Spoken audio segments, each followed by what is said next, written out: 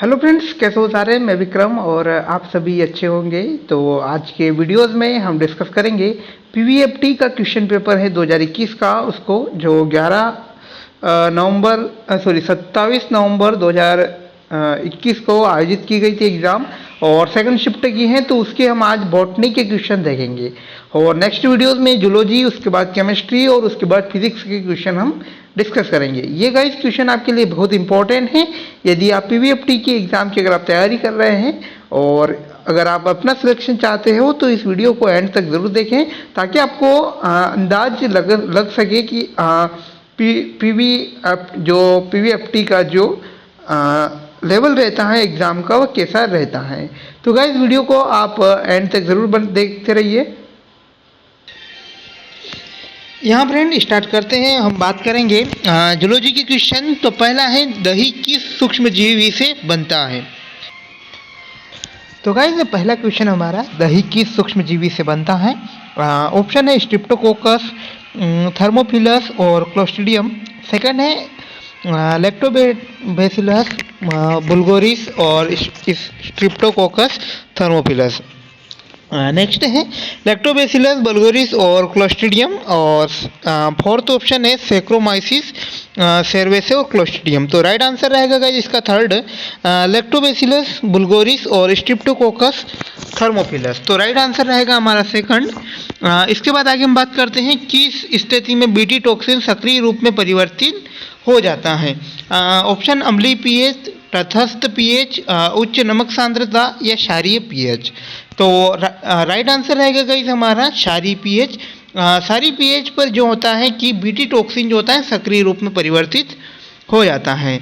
आगे हम बढ़ते हैं कि पित्ताशय की थैली से पित्त रस का निकलना किस हार्मोन द्वारा नियंत्रित होता है। ऑप्शन है कोलिसिस्टोकाइनिन या सोमेटोस्टेटिन, गैस्ट्रीन या एंटेरोगैस्ट्रीन।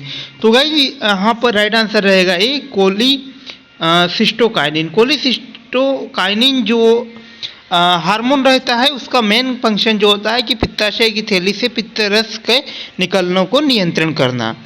आगे हम बढ़ते हैं कि किस चरण में गुणसूत्र कोशिका विभाजन की सबसे मोटी होती है। तो मेटाफेज, टीलोफेज, एनाफेज या एस फेज। तो ये रहेगा गाइस मेटाफेज। मेटाफेज जो अवस्था होती हैं वह कोशिका विभाजन की सबसे मोटी अवस्थाएं होती हैं। इसके बाद भारत में लिंगानुपात कैसे मापा जाता है। लड़कियों की संख्या प्रति 100 लड़कों में, या लड़कों की संख्या प्रति 100 लड़कियों में, पुरुषों की संख्या प्रति 1000 स्त्रियों में, या स्त्रियों की संख्या प्रति 1000 पुरुषों में। तो ये रहेगा गाइस राइट आंसर हमारा फोर्थ, कि स्त्रियों की संख्या प्रति 1000 पुरुषों में। भारत में लिंगानुपात जो होता है गाइस, स्त्रियों की संख्या प्रति 1000 पुरुषों में मापी जाती हैं। आगे हम बढ़ते हैं कि निम्नलिखित विकल्पों में से कौन सा यौन संचरित रोग नहीं है। ऑप्शन है एड्स, HIV, हेपेटाइटिस बी या तपेदिक। तो गाइस ये रहेगा हमारा तपेदिक। तपेदिक जो होता है एक यौन संचारित रोग नहीं होता है। तपेदिक या हम बात कर रहे हैं ट्यूबरकुलोसिस, टीबी जो होता है गाइस ये यौन संचारित, यानी कि अगर हम बोलते हैं कि वाल्नरेबल डिजीज नहीं है, जो मादा से नर से मादा में नहीं फैलती हो।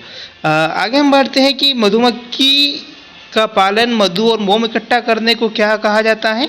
एपीकल्चर, लाग कल्चर, पर्ल कल्चर या सेरीकल्चर। तो एपीकल्चर इसका राइट आंसर रहेगा। मधुमक्खी पालन को गाइस एपीकल्चर कहा जाता है। यहाँ हम देखते हैं कि श्वसन संबंधित विकार, जिसमें वायुकोशीय दीवारों की क्षति के कारण श्वसन की सतह कम हो जाती है, और आमतौर पर इस विकार को क्या कहते हैं। तो वॉत स्फीति इसका राइट आंसर रहेगा फर्स्ट। इंग्लिश में अगर हम देखें तो respiratory disorder in which respiratory surface decrease due to damage of alveolar wall is normally causes by smoking is.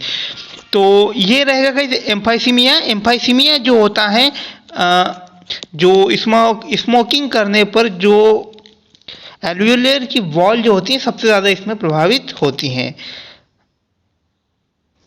आगे हम बात करें पुनर्योजी डीएनए तकनीक के द्वारा सबसे प्रथम कौन सा वैक्सीन बनाया गया था। बहुत ही महत्वपूर्ण क्वेश्चन है। रेकोम्बिवैक्स HB या एडिनोवायरस वैक्सीन, केर्नीपॉक्स वैक्सीन या HPV वैक्सीन। तो ये रहेगा रेम्बोविवैक्स HB। तो रेम्बोविवैक्स HB जो वैक्सीन होता है जो DNA पुनर्संयोजन तकनीक द्वारा सबसे पहले बनाया गया वैक्सीन था। सर्प किस वर्ग का जंतु है? ऑप्शन है एम्फीबिया, एनिलिडिया, रेप्टिलिया, ये स्तनधारी। तो सर्प जो होता है रेप्टिलिया वर्ग के अंतर्गत आता है। आगे हम बात करते हैं कि वंशानुगत रोग को किस तकनीक से ठीक किया जा सकता है? जीन चिकित्सा, सूक्ष्म अंतर्क्षेपण, चयन मार्कर या क्लोनिंग। तो ये रहेगा गाइस जीन चिकित्सा। जीन थेरेपी के माध्यम से हम जो जेनेटिकल डिजीज जो होती हैं उनको सही की जा सकती हैं। उसके बाद सोयाबीन फसल किस जैव उर्वरक का उत्पादन करने के लिए सूक्ष्मजीव का प्रयोग किया जाता है? ऑप्शन राइबोजियम जेपोनिकम या नीलहरी शैवाल या राइजोबियम लेग्यूमिनोरसम या राइजोबियम मेलिलोटी। तो ये रहेगा गाइस ए राइट आंसर हमारा कि राइजोबियम जेपोनिकम जो होता है वह सोयाबीन फसल के लिए जैव उर्वरक का काम करता है। जो सूक्ष्म जीवी जो होता है वह जैव उर्वरक का उत्पादन करता है। जेरेंटोलॉजी विज्ञान की किस शाखा से संबंधित है? ऑप्शन जीर्ण या भ्रूण का विज्ञान, पुनर्जनन या तंत्रिका विकार। तो जेरेंटोलॉजी जो होता है गाइस जीर्णावस्था का अध्ययन किया जाता है, यानी कि युवा अवस्था से वृद्धावस्था की ओर प्रस्थान करना या युवा अवस्था से वृद्धावस्था की ओर जाना जेरेंटोलॉजी कहलाता है। आगे हम बढ़ते हैं कि जब ऊतक में ऑक्सीजन की आपूर्ति कम होती है तो उसका निदानिकी क्या है? तो ऑक्सीजन की कमी को क्या कहते हैं? हाइपोक्सिया, ब्रोंकाइटिस या पल्मोनरी फाइब्रोसिस या दमा। तो हाइपोक्सिया कहा जाता है कि जब किसी ऊतक में ऑक्सीजन की आपूर्ति कम होती है। आगे हम बात करते हैं छाती में तेज दर्द किस शब्द में प्रयोग किया जाता है? कार्टिको अरेस्ट या एंजाइना पेक्टोरिस या हाइपरटेंशन या हार्ट अटैक। तो एंजाइना पेक्टोरिस इसका राइट आंसर रहेगा। छाती में तेज दर्द होना जो एंजाइना पेक्टोरिस के लिए प्रयोग किया जाता है। प्लाज्मोडियम किस अवस्था में मानव शरीर में प्रवेश करता है? युग्मनज, खंडायुज और क्रिप्टोजाइट्स या बीजाणु। तो बीजाणु इसका राइट आंसर रहेगा कि जो प्लाज्मोडियम जो होता है गाइस स्पोर्स के फॉर्म में ह्यूमन बॉडी में प्रवेश करता है। स्वीट चीज में बड़े बड़े छेद दिखाई देते हैं, इनके पीछे कौन सा कारण है? नाइट्रोजन उत्पादन, हाइड्रोजन उत्पादन, सल्फर डाइऑक्साइड उत्पादन या कार्बन डाइऑक्साइड उत्पादन। तो CO2 उत्पादन इसका राइट आंसर रहेगा कि स्वीट चीज में बड़े बड़े छेद दिखाई देते हैं जो मुख्य रूप से कार्बन डाइऑक्साइड के कारण होते हैं। नेक्स्ट है हृदय की सुरक्षा के लिए कौन सी झिल्ली उत्तरदायी है? ऑप्शन है मायोकार्डियम, पेरिकार्डियम, एपिकार्डियम या पोलिकार्डियम। तो पेरिकार्डियम इसका राइट आंसर रहेगा। पेरिकार्डियम जो होता है हार्ट की सुरक्षा करने के लिए ये जो झिल्ली जो होती है सबसे उत्तरदायी होती हैं। इसके बाद निम्नलिखित में से किसने लिंग निर्धारण का आनुवंशिकता संतुलन सिद्धांत दिया? बोवेरी, केल्विन ब्रिज, मेंडल या सुरगॉर्डन। तो ये रहेगा केल्विन ब्रिज। केल्विन ब्रिज ने जो होता है लिंग निर्धारण की आनुवंशिकता संतुलन सिद्धांत दिया था। DNA संरचना की दोहरी इकाई पाई जाने वाली मूल इकाइयां से बनना होता है अमीनो अम्ल, प्रोटीन, न्यूक्लियोटाइड या न्यूक्लियोसाइड। तो इसकी हम बात करेंगे तो ये रहेगा हमारा न्यूक्लियोटाइड। DNA संरचना कौन सी दोहरी इकाई से बनी होती है? तो ये न्यूक्लियोटाइड की बनी होती है।